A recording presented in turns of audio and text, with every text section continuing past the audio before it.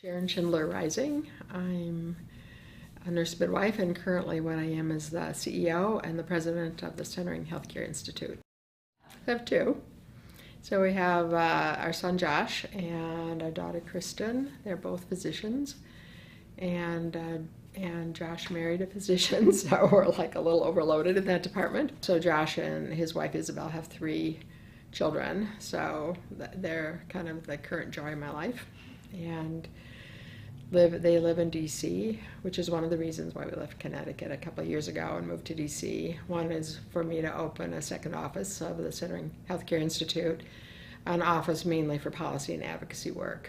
And the second was to be near them because they had lived in New Haven, so they were 20, 30 minutes from us, and they had the 2 little boys. And then Josh really was interested in this job, which he took at the FDA to start with, and they moved, and Ron and I looked at each other and said, well, this just isn't okay. So it all kind of came together. And then Kristen, our daughter, is in a fellowship. She's finished her emergency medicine residency, and she's in a fellowship at the University of Pennsylvania doing really policy and research work. He had sort of a different bent on the world and had been interested in policy and change for a long time, and he, I think, looked at the kind of struggles that I had with trying to change the system and also some of the difficulty in working with physicians, and he just said, I want to be in a profession that has more power because I really want to make change. He's now working on the regulation of medical devices at Pew Charitable Trust. And so, very, very important work that he's doing. I think both of our children have been they've been proud of me and the kind of work that I've been able to do. They've been very supportive. And so it's been nice, as has my husband. I clearly could not have done the work I've done without his support. Probably for almost every midwife who is in a committed relationship, that partner is extremely important to success, because midwifery is really hard. It's very hard work. It's very rewarding, but it's really hard work. And as my husband said to me one day, I think we were out in a canoe in Minneapolis, and of course I had my pager on and I was on call for all the women that I was caring for, and he just said, you're really married to your beeper. It's very challenging work that, birth is just not scheduled. And so really being available to women at a deeper level is the privilege, and it's also, the emotional, what it takes emotionally, really, to be there. So you need to have in your relationships and in your family, really, people understand that. My husband just turned 70, and we've just done I sent notes around to a lot of his friends, just asking for little comments, and we made this picture thing with 70 comments about Ron or something of appreciation. And one of the comments that came back from a couple that has known us for a long time was that Ron was really there to support my work with centering. And I think a lot of this would just not have happened without having his understanding and support, and helping with the first website and taking the pictures, and sort of the emotional support as well. But just some of the grunt work that it took, putting books together, running them to the post office, all that grassroots work that happens early on. So I'm very grateful to him. So I think it's 42 years this year, if I remember. Yeah, so 71. So that would be 42 years, so it's been a long time. I taught at Yale for a while before I started the midwifery program at the University of Minnesota, and I thought, if those applicants had said to me what were sort of words that typified where I was at when I first got into midwifery, I never would have accepted them. I'd gone to school in Iowa and Minnesota, and what I knew is I really wanted to do more research, and because I had lots of questions, and I wanted to go somewhere where I could get some training in research. And I looked at what was available, and I really liked the Yale program. And Yale had 2 clinical tracks at that time. One was psych mental health, and the other was maternal newborn. And so I thought about that for quite a while, because I was really interested also in not so much the pathology, the psych pathology, but more the mental health, the piece of it, and thought, that was sort of interesting. But then thought, for the long term, I think working with mothers and babies and families would be a lot better for me. Ernestine Wiedenbach was the head of the program at that time. So Ernestine was one of what I think of as 2 or 3 absolute pioneers who got nurse midwifery going in this country. So I still have the picture in my mind of Ernestine. First of all, we were sitting across the table from each other, and on the wall was this big sign that said purpose. So I'm thinking, purpose, okay, that's my purpose. And Ernestine, very German, and piercing blue eyes, and sort of this ramrod, straight, rather daunting persona. And so we talked some. My background was med-surg, nursing. I was teaching dermatology at the time, and in a diploma program in Minnesota. And she asked me some questions. My experience with maternity care was really quite limited. I had done my rotation at Chicago Lying In, which is that's where forceps were developed. DeLee, the DeLee forceps. He was at University of Chicago, and so it was really quite medical. Women stayed for 10 days, and they were in bed a lot of the time, and babies were in the nursery, and that was kind of what I was bringing. And I think if I was really honest about it, I didn't really know what a midwife was. I had not thought about midwifery at all. So this is a maternal newborn clinical track. So in the process, Ernestine looked at me and she said, "So are you interested in our summer elective in nurse midwifery?" So clueless, right? So I'm thinking that I have no summer plans. So I said to her, "Yeah, I think that would be a really great thing to do." Never knowing that it was going to be totally transformative for me. So our summer, we went to Johns Hopkins for our clinical rotation, and so we were there for the summer. I got hooked up with the midwife, and I'm having trouble even remembering her last name at this point. Her first name was Joan, who the 2 of us just kind of clicked, and she became this really wonderful mentor for me in the summer. I had come from a nursing program. I didn't have public health, and I really wanted to get some public health in. I wanted to go out and visit women in their homes and see what they were dealing with. And so she said, "Sure, we can do that." And we went out and did that, and I developed some things I remember developing posters and other things for use in the clinic. And of course, we did a lot of births. And it was just this amazing summer for me of really being with women. And then came back for my second year, and I had decided, for some reason, I was pretty clear that childbirth education classes just didn't work, that I had really no interest in doing classes, and one of our required rotations in the second year was to do the childbirth education series. And so I petitioned out of that, and instead said that what I wanted to do was sit in the clinic with women as they were waiting for their visits and just talk with them about their experience. And so, fortunately, I made the case well enough, I guess, that they let me do that. And so I started really listening to women and what was happening in their lives, and it was just a very special experience for me to have.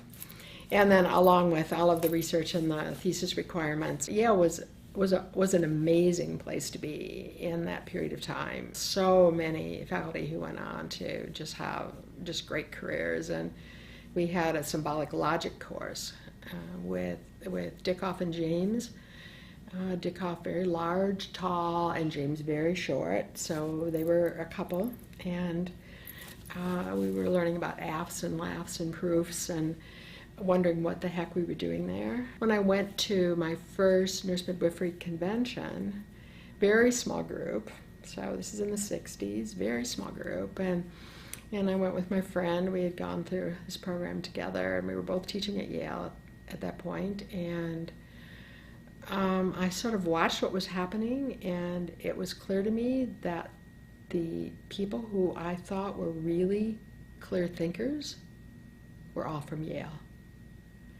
And so all of a sudden it put it all together that that when you talk about, laughs and AFs and proofs, and you look at the connections, that as you start really conceptualizing what you're doing, where you're going, what's making things work or not, that's a very important skill to have.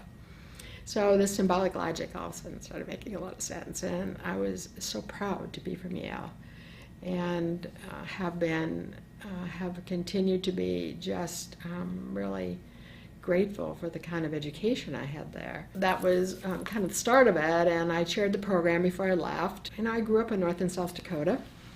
Went to school in Minnesota, and my parents had moved they were living in Duluth, actually, Minnesota.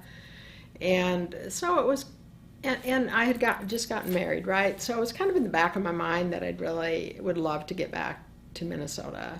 It's still my favorite place. The chair of the OB department and the dean of the School of Nursing had brought me out for 3 months to consult with them on they were changing some of their OB practices, and they were getting new birth rooms, and wanted me to come out and work with them for a while. So I went out for 3 months, and it was during that time actually that I got engaged, and then went back for a year. But then they decided they were really ready to, in the School of Nursing, start a maternal child graduate program, and they wanted me to join the pediatric people and a general maternity person.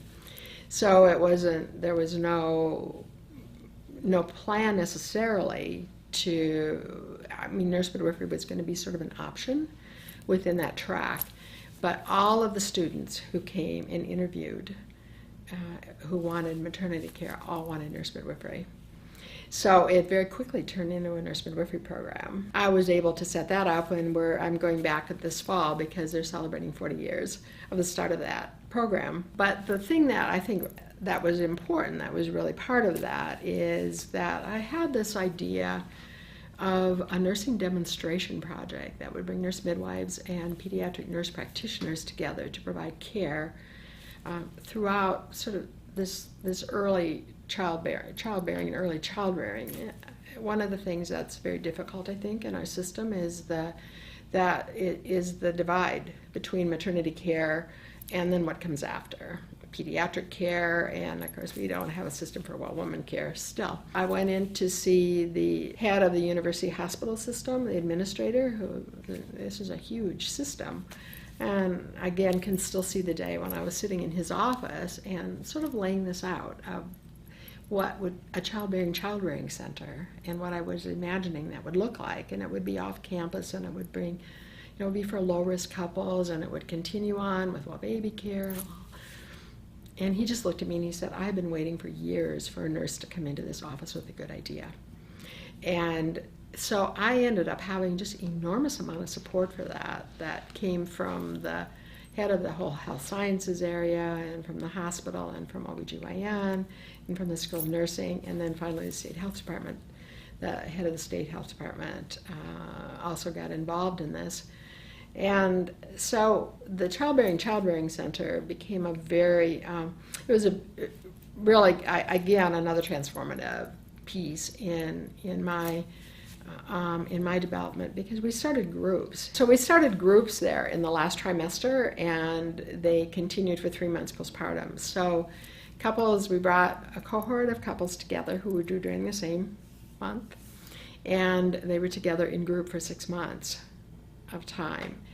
And we were in one of those groups for our first pregnancy, and we are still in touch with some of those couples, and those children now are, I don't know what they are, 36 or something 37. A very important opportunity, I think, for couples to connect with each other, to get support, to test out some, I mean, I think we all have a lot of internal wisdom, but we don't have an opportunity to test that out very often especially with healthcare providers. And often we're embarrassed to talk about things that are our cultural beliefs and values that we've grown up with, but we think, well, maybe they're not quite right. And so we're a little more hesitant to express them. And in fact, there's often not a whole lot of time in a visit. And so this is an opportunity to really get in touch with our beliefs, and then of course getting into early child rearing, which is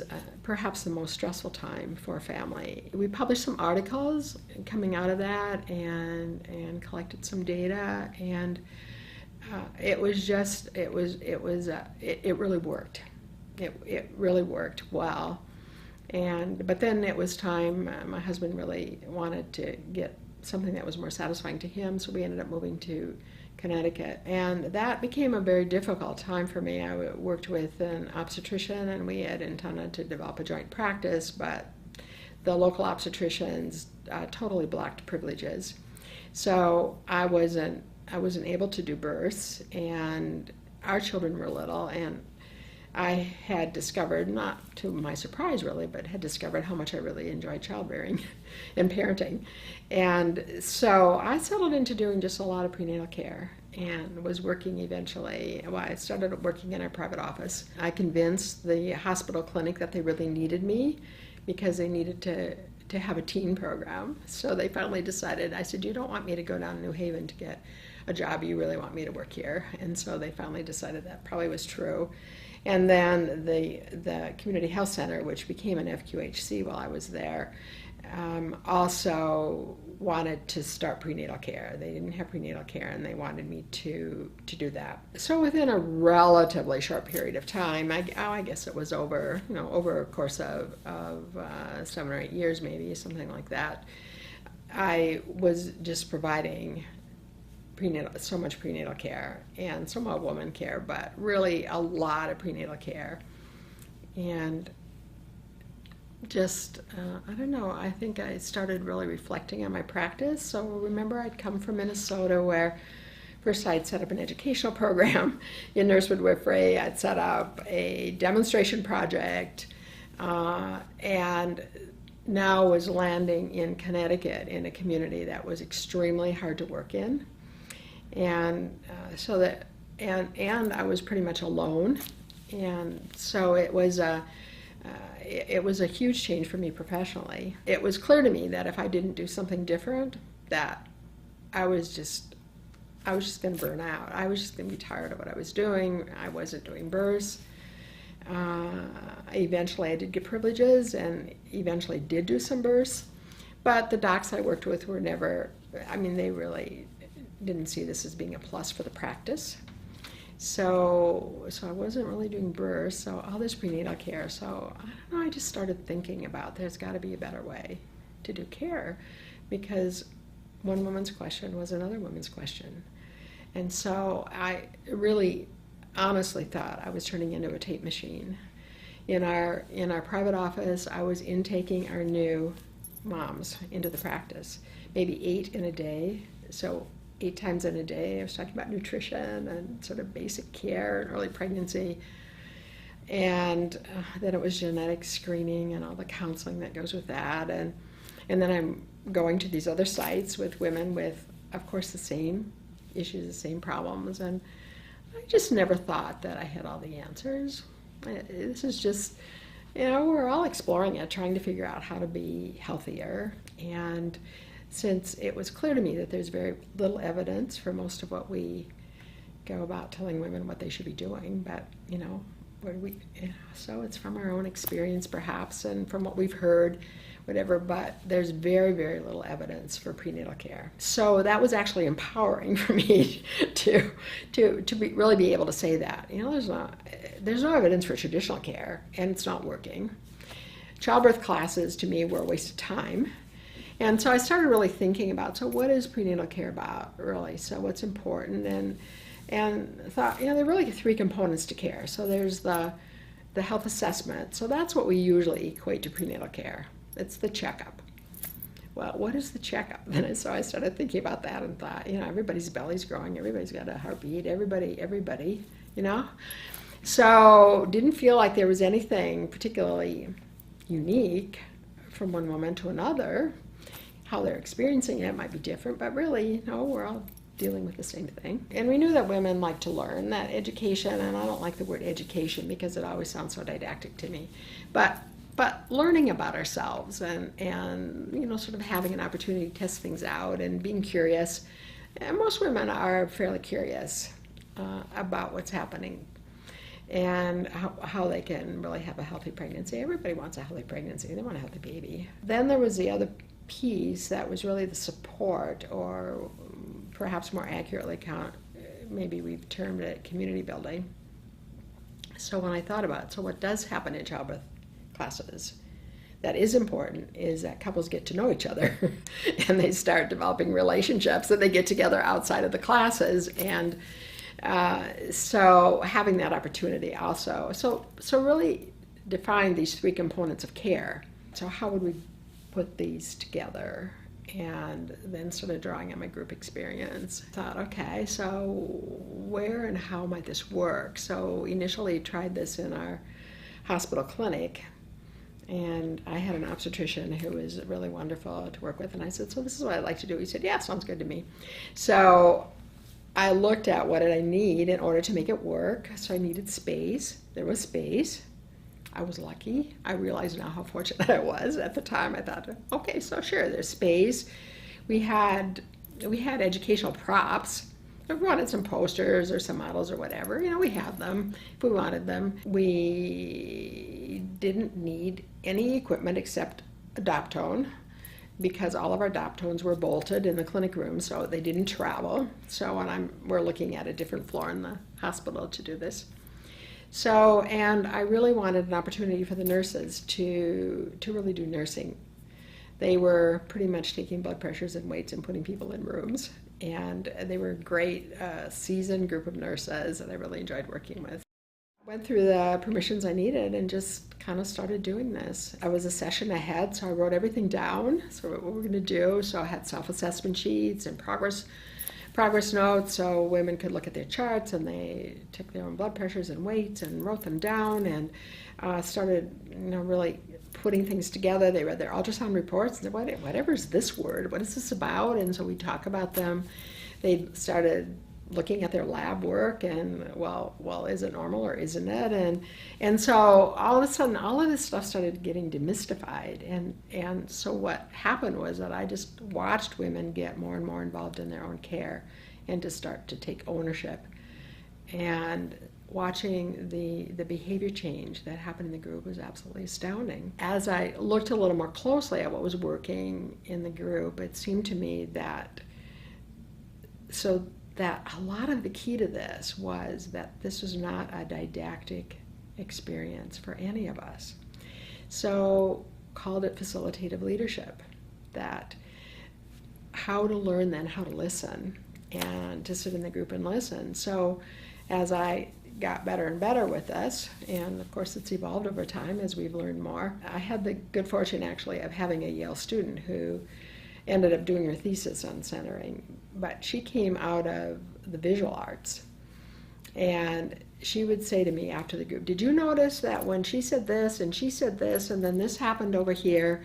And she helped me start to put together the group dynamics that were happening. And I'd say, yeah, I do remember that happening actually. And then we talked about, well, what did that mean and how? So it was a very rich time for me to do some processing with this Yale student. And to think about what does it really mean to facilitate a group. I started doing training workshops. The first presentation was in '95 at an A.C.N.M meeting. The first training workshops really happened in '98, and then I remember not that long after it, a resident, an OB resident, saying to me, so if I wanted to start being facilitated, learning this thing, so how do I start with that? And so I said, well, you don't answer any questions.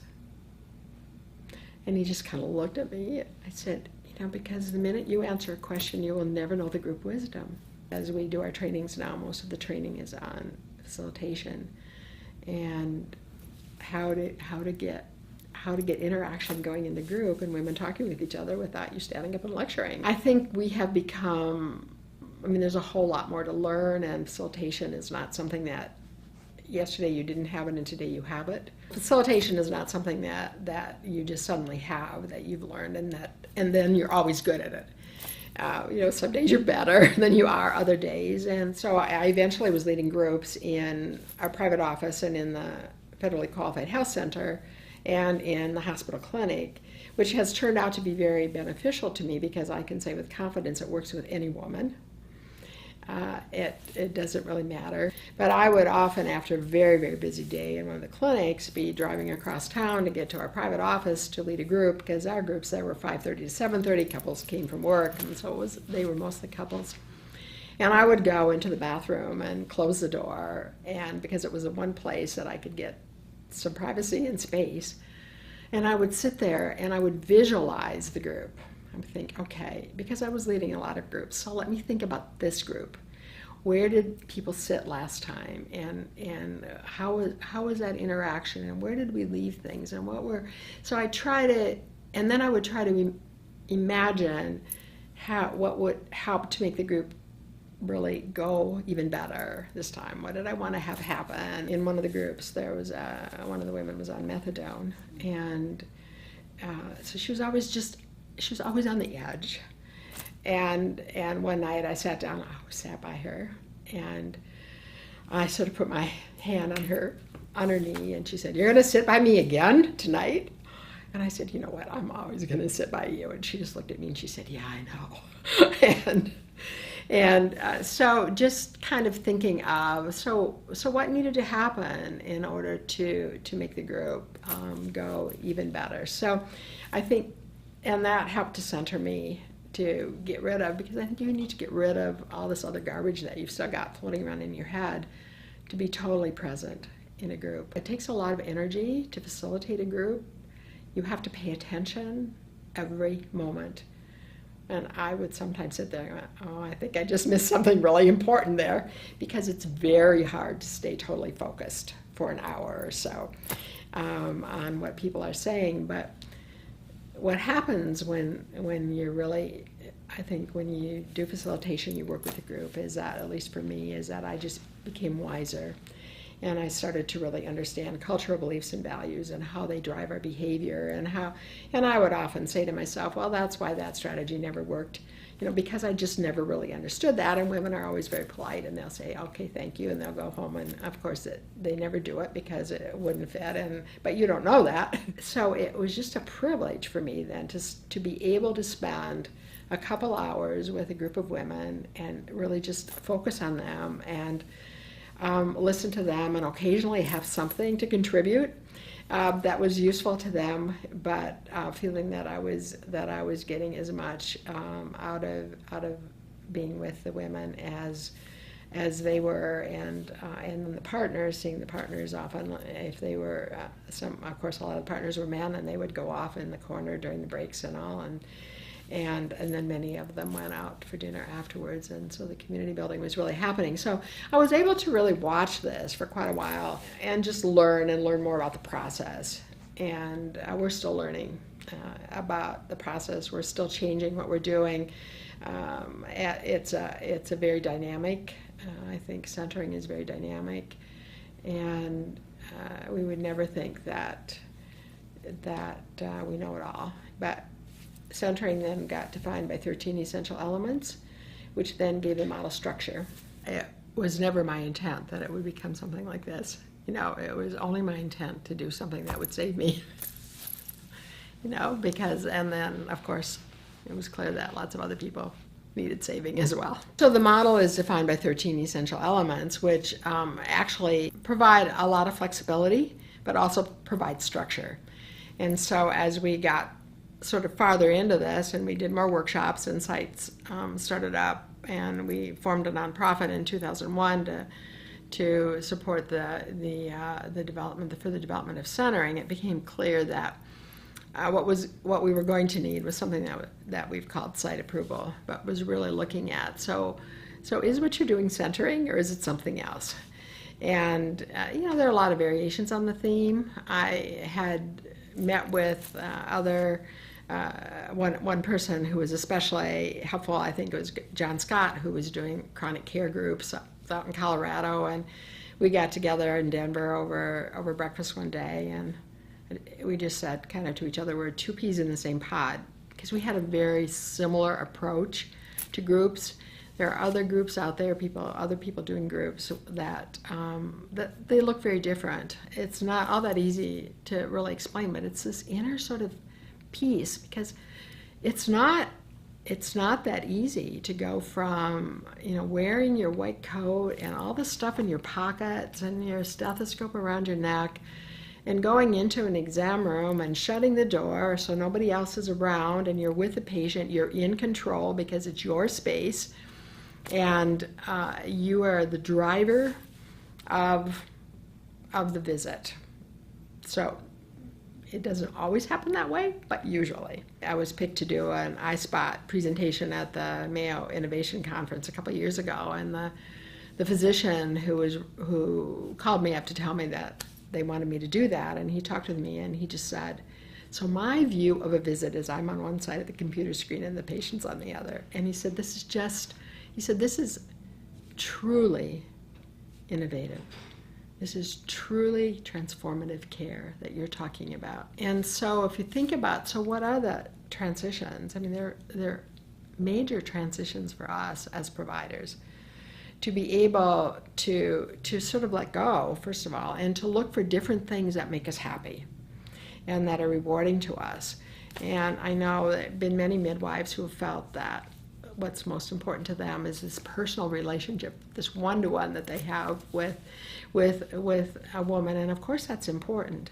But what happens in centering is that what you see is a group of women now coming around and providing that support, and there's potential for that group of women to be there for each other for years and to do what you can't possibly do. So you look at different things. So the woman who says, you're not alone anymore. I'm going to go with you for that test, and who puts her arms around the person's shoulders. Or even after the first session, you see women going out, leading hand in hand and talking about where they're going to go for perhaps a little bit of relaxation before they go home.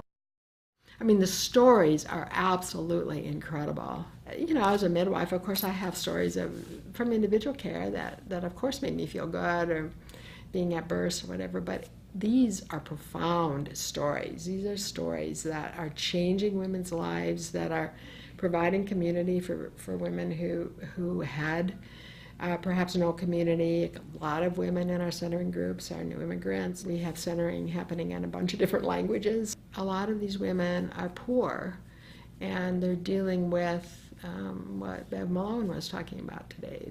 They're dealing with issues of not belonging, of not really feeling accepted. And here now they're in a group with other women, perhaps who look like they do or who don't, but who are dealing with a variety of issues of acceptance and belonging.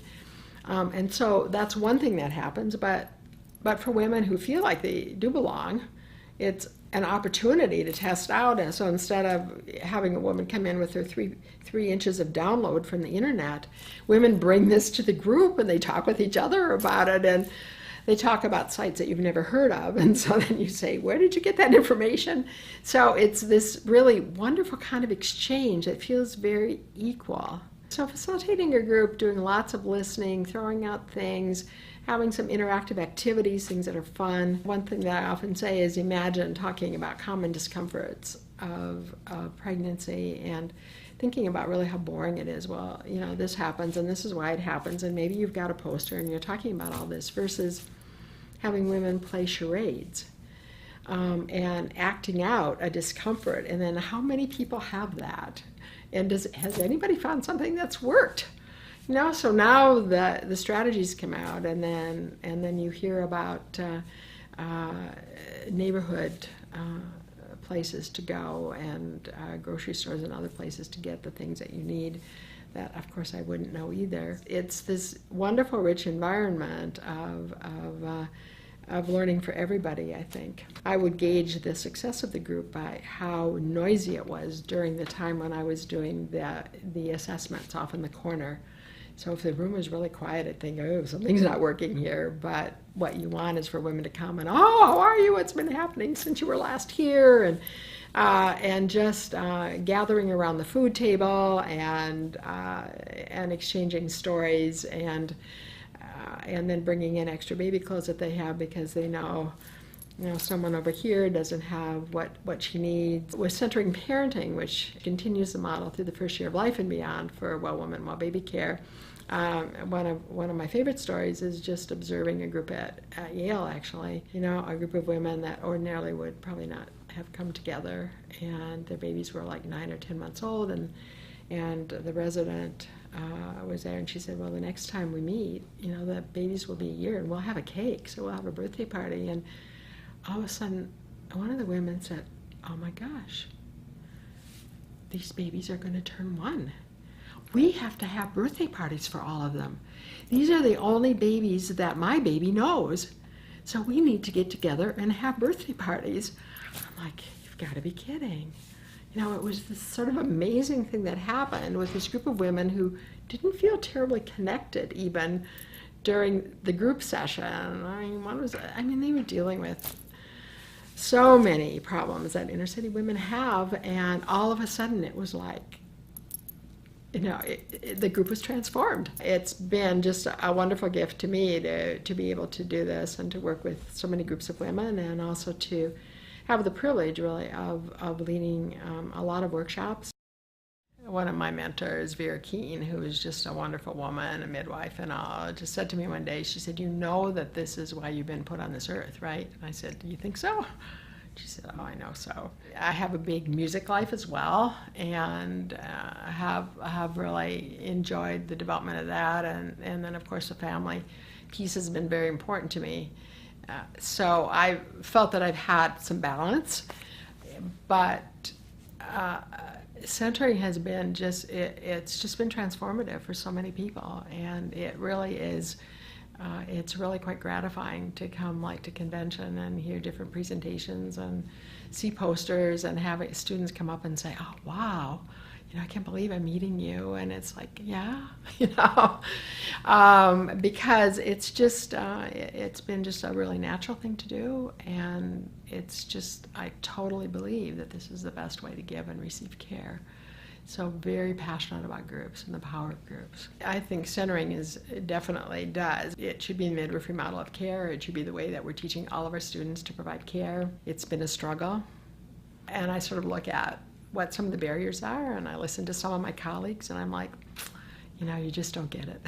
We are still so entrenched, even as a profession, even though we don't want to think we are, but when we look at nurse midwifery education and the curriculum, and it's very medical, really, and why would we want to spend time teaching for the 1 in 1,000 when we could talk about the 999 and think that you can look it up on your PDA if you need to find out the specifics for the 1 in 1,000 that you're dealing with.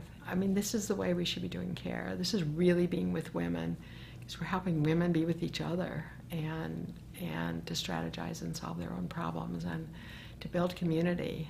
And what could be more important in this world than to be doing that? I try not to proselytize too much, but I think care should be in groups. It's really being with women. Some of the work that has been sort of the deepest for me is working with some of the tribes, and I have had some really profound experiences in some of the workshops with some of the Indian tribes. Have worked especially with the Akwesasne up in St. Regis on the border up there. One of the reports from that tribe is that the nurses said they've never heard women laugh the way they laugh in centering.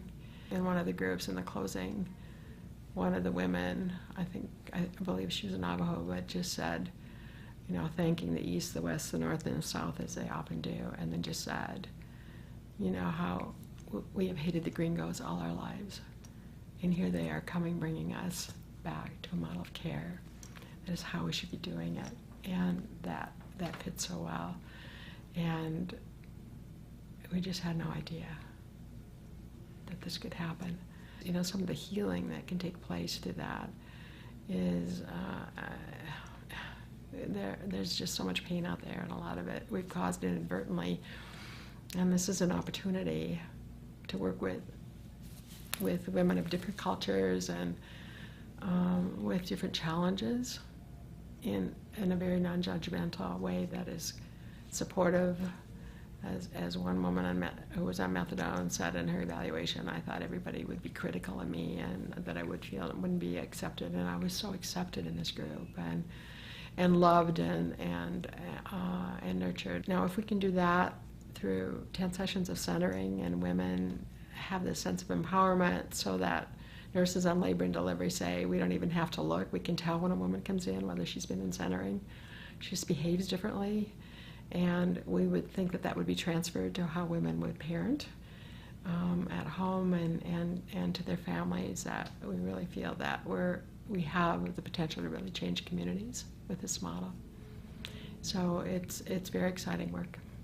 So in our training workshops, I mean, we talk about that. There will be knee-jerk things that happen, and you just go, oh my gosh, I don't believe she just said that.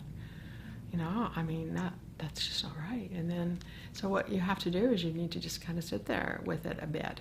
And then another woman in the group says, you know, we used to think that, but we don't think that anymore. You know, where are you getting that? And they talk to each other, and they sort of correct it. And if they don't, then you think about, so do we really know? Maybe we just think we know. Do we really know?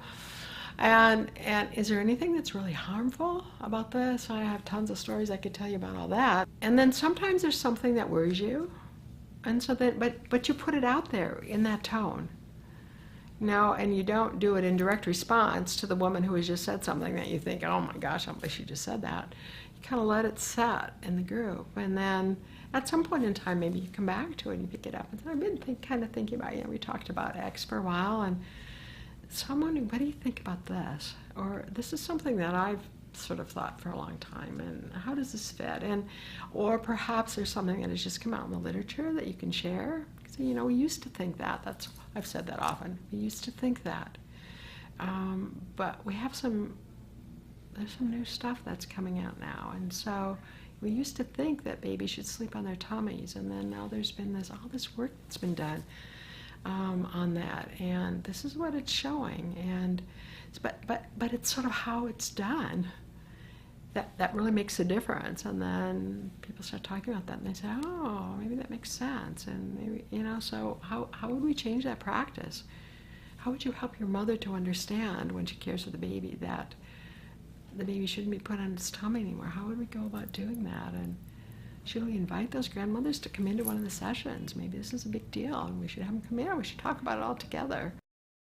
A lot of the secret is really staying curious. You have to be curious, because if you think that you know it all and you don't have anything else to learn, there's no way you're going to be able to do this model.